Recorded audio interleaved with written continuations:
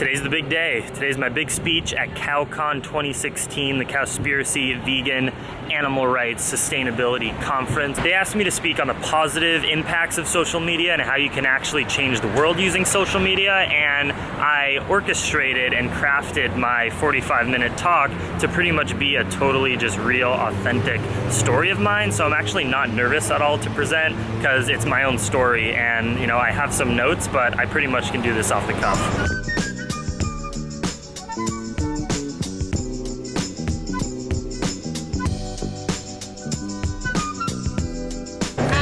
Yeah.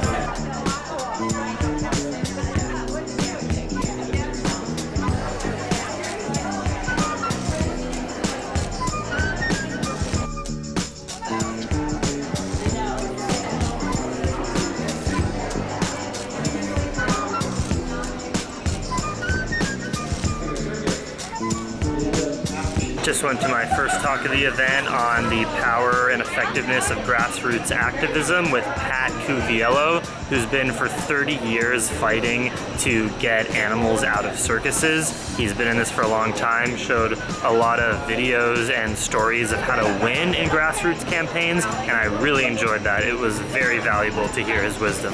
To me, yoga, you would think yoga is about calisthenics, but yoga has the same root as yoke.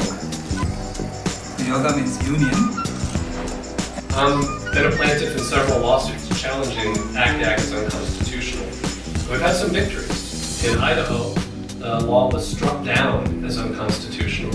And the kind of ruling that, you know, you go to law school or becoming a journalist just dreaming about. I mean, the judge in the case essentially took all of the talking points that I use in events like this and that the attorneys use, saying this is a threat to journalism, it's a threat to the First Amendment, it's a threat to labor unions, to workers' rights, to consumers. Now, progress is being made on that, right? In such radical animal liberation publications as Time Magazine, noting that a vegetarian diet could help save the planet. But you know, for the most part, what have we been hearing about when we talk about the environment? Just saw Will Potter's talk on ag laws and investigative journalism. I don't know how I'm going to top that, but my talk is now. About to give my talk at CowCon. Setting up, it's going to go great. He's also a popular YouTuber, activist, artist, world traveler, overall advocating for the planet, animals, and humanity on a daily basis. We're really excited to have Jackson here, so you can get around. Come from happy animals who want to give their bodies. My talk went really well. I think I did great. Hopefully I'll be able to put it online at some point because it was recorded, but I need to celebrate. So I'm going to try some vegan, cruelty-free ice cream from Austin, Texas. So what is this ice cream based of? Cashews or? It's all coconut milk based. That's the best ice cream is coconut based. Yes, so it's extremely creamy. It's completely vegan, non-GMO, sweetened with agave nectar, so it doesn't have any processed sugar in it. Alright, let's try it.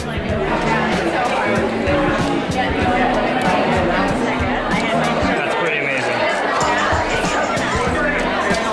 It's very coconutty, even though it's vanilla, but really rich and flavorful. And great texture. Key in the 50% of Cowspiracy. How is this event going? The first annual. Really good. I'm stoked for how it's all panning out, and I think people are excited about it as well. Yep, and what about this new project? When can people see this? That's an awesome question. Go to whatthehealthfilm.com, sign up for our newsletter, and we'll keep you up to date. Well, thank you for allowing me to be a part of this event. Super honored, and hopefully more CowCons to come. Totally. Thanks, man. Will Potter, amazing investigative journalist and author, signing. Thanks, man, for your talk. It was really great. Signing some books. So I feel like one criticism that the vegan movement gets a lot is that we're just so single lane focused, not intersectional enough. Here is a group right here, Food Empowerment Project, that is a vegan advocacy group, but they also talk about farm worker rights, especially in the chocolate industry, and they have like a pamphlet here of vegan chocolate companies that use ethically sourced chocolate and unethically sourced chocolate. So here's a perfect example of a vegan group being intersectional and intentional with their activism and going beyond just animal rights, but into human rights. And that is, I think that's amazing. And that's what everyone is about, but sometimes like I can even say I'm animal focused because that's what I choose to focus on. But the vegan movement is also intersectional. So check them out if you're interested in workers' rights. You guys remember when I went to this place in Singapore on my bike trip? This is an international company. That is so crazy. We had our victory end of our bike trip meal at Vegan Bird. That was an absolute success. I'm also so exhausted. I loved it, but like I had to be on the whole time, meeting people, meeting viewers, preparing for my speech, soaking in the incredible information from the other speeches I was seeing. Oh, but like I'm just so honored to have been a part of the debut CowCon event. It was so successful. They sold out so quick that I'm pretty sure they're gonna try to expand this on the East Coast, maybe internationally to other cities in the US. And you know, I'm friends with the creators, Kip and Keegan. I've had them on my podcast. You should go listen to that if you haven't.